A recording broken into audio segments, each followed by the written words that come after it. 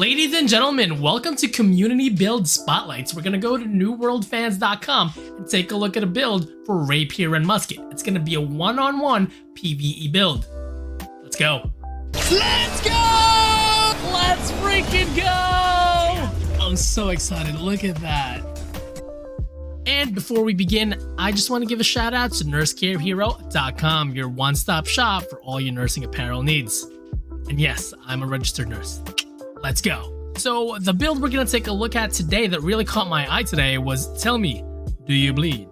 Is the name by hawiianredfruitpunch. I don't know why I had hard. I don't know why I had stroke. Done from our. Its main weapons are going to be Rapier and Musket. Heading over to the stats is going to be majority dexterity and some constitution. In the Rapier skill tree, we're only going to use everything in the skill tree of blood. Its first ability, Tondo, is a gap closer that inflicts bleed and can stack up to 3 times. It has 3 passives that allow for reduced cooldowns and increased skill damage. The next skill is Flourish and Finish. This is a 2-part skill. Flourish performs a knockback attack, and then pressing the light attack afterwards perform Finish, which lunges forward, consuming all bleed done by the Rapier and damaging the enemy. It has 4 passives that allow you to gain grit, stamina regen, reduce cooldown, and increase skill damage. And the last skill is Flurry. It unleashes a series of 5 attacks in front of you. It has 4 passives that allow you to increase damage, reduce cooldown, extend Rapier bleed, and stagger the enemy. And among the Rapier standalone passives in blood, reduce cooldown on hit, deal more damage, and extend bleed. Heading over to the Musket side, it's going to be a mix of Sharpshooter and Trapper, but mostly Sharpshooter. In the Sharpshooter tree, we have Power Shot. Power Shot increases damage of your next regular attack. We're going to grab all its passives that deal extra damage and decrease its cooldown. The next ability is going to be Powder Burn. Just like Power Shot, it increases the damage of your next regular attack, though not as strong, it adds burns to your target over time. It has 2 passives that increase damage on headshots and damage against burned enemies. The Sharpshooter standalone passives increase damage when aiming longer than 3 seconds, removes fall-off damage when you're shooting far away, increase headshot and critical damage the more farther away your opponent is, stacking increased damage per shot if you don't break away from aiming, up to 6 stacks, and it gives you a zoom to your gun. In the Trapper tree, we're taking Traps. Throws trapped on the ground that lasts for 20 seconds that can immobilize your target for 3 seconds.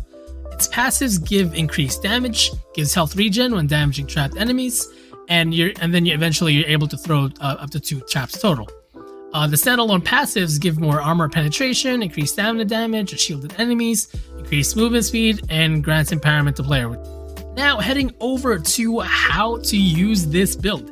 Now, as per the creator, this is how this build is designed to work the best. Your objective is to stack dots, damage over time, as much as you can with burn and bleed. It also allows opening with range and then eventually finish with melee. So your sequence is going to be range, damage over time, range, trap, melee, damage over time, melee, dead. This is going to be your opening shot. You're going to aim for 3 seconds while having Power Shot loaded. You're going to get 5% from Call Shot, 10% from First Blood, 15% damage from Sniper, and you're also going to get a distance damage depending on how far you are with hit mark. Your second shot is going to be with Powder Burn. You're going to get 10% damage increase from Power Shot's initial engagement and 15% damage from Sniper.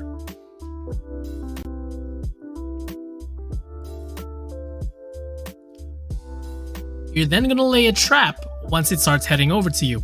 You're going to sneak in a few headshots while it's walking over.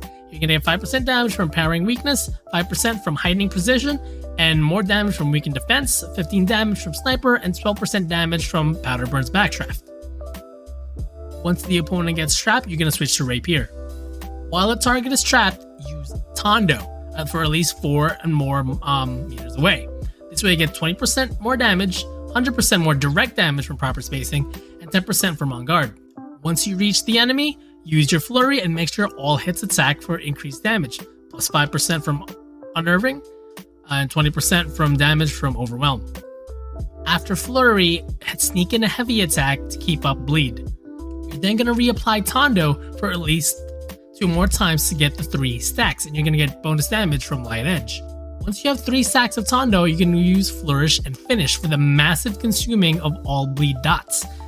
And it's gonna give you the 150% bonus from Bloody End. That is gonna be a freaking killer. And honestly, your target's probably gonna be dead by the time you even get to the to this part. And abilities like To the Bone, Heavy Puncture, and Refreshing Strikes will make it easier to stack Tondo dot bleeds. And only use Finish once you've applied the 3 total Tondo stacks for the maximum damage. And honestly, if you're fighting regular mobs, you're not even gonna get to probably the 6th step.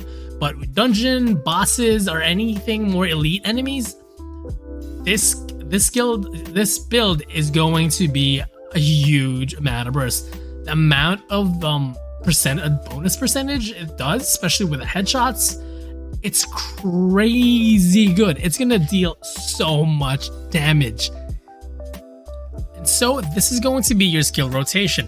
Power Shot, Powder Burn, Trap Deploy, Normal Shots, Trap once it roots target, switch to Rapier, Tondo, Flurry, Heavy Attack, Tondo with Lights until 3rd stack of Tondo, and then Flourish and Finish, and then dead. Huge. It's going to be a huge amount of damage. It's going to be great for bosses, I think. It's going to deal so much damage. So much. And it's not even including the other party's buffs. Not even including the Sword and Shield buff. Not even including the healer's buffs.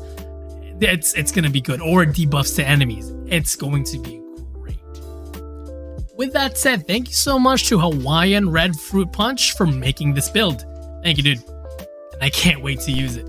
And with that, thank you very much for tuning in. If you enjoy the video, please consider liking or subscribing, and check out for more future builds that we're going to take a look at. If you have a build, or if you saw a build that you think would be super good, let me know in the comments down below. And as always, have a good morning, have a good afternoon, and have a good night, wherever you may be. Peace.